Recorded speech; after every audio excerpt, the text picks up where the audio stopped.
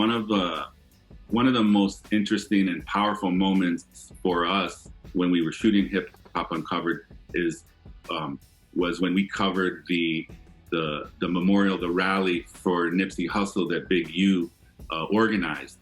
And the audience out there, I'm sure, saw footage. There's so much footage of the mass amount of people, but the memorial at the Marathon Shop, and to be in the epicenter of that right after it happened, I've seen a lot of stuff and I've filmed a lot of stuff, and the energy, I believe in energy, and that energy was very intense and electric, and it was just it was very moving to see that and to be in the presence of that.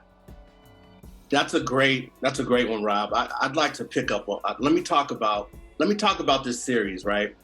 So from the beginning, you got to understand, we've been trying to make this doc starting in 2016, right? We got our shit together to go out and pitch maybe in 2018. Went around, pitched. No, right? That's a very dejecting feeling, right? But one of the things that we knew from the beginning was we knew that we wanted to have an interview with Nipsey Hussle because of the relationship between Big U and Nipsey, right?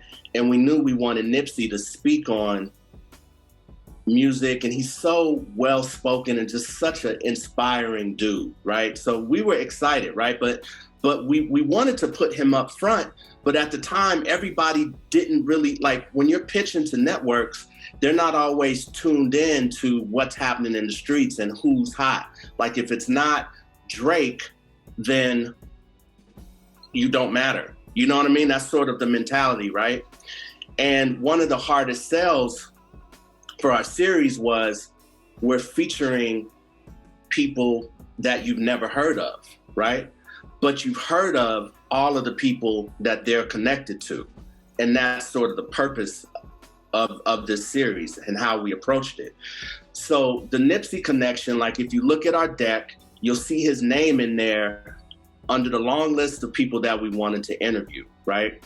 So one day I'm going to meet Big U. Me and Jim Bob are going to meet with him and talk about how we're going to proceed with the show and things like that. This is after we got it sold to FX, but before we were ready to start filming.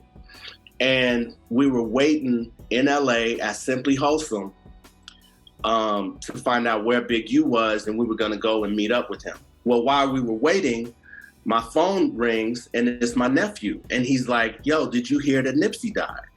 And I'm like, what are you talking about? Nipsey died. He's like, yeah, he just got shot at his shop. And I'm like, his shop? I'm like right up the block right now. What? And from that moment of devastation, right? Because Nipsey was so special to LA, and anyone that listened to his music, special to all of those people, and he dropped so many jewels, and just watching him grow was amazing, right?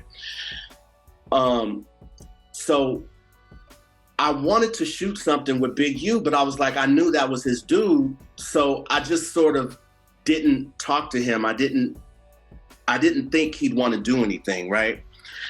And a couple days, maybe a week went by, and he said he'd like to shoot something, and he was working on something, and it was the memorial that he was putting together. So what you have to understand about the streets is there's always street politics involved, right? So the politics of putting a memorial together at the Marathon store with different sets of gangs from around Los Angeles took a lot of maneuvering, and a lot of people had to sign off on that happening, and Big U was one of those people, right? And that's when we were like, okay, well, we're gonna start shooting and capture that moment. And that's basically the first thing we ever shot, on the series, is sort of the truce that allowed all the different people from around the city to safely come and pay their respects to Nip. an anecdote that I can share at the beginning of filming Hip Hop Uncovered that was intriguing to me, and I knew was going to be like, okay, I'm in for a ride, was one of the first times we shot Big U.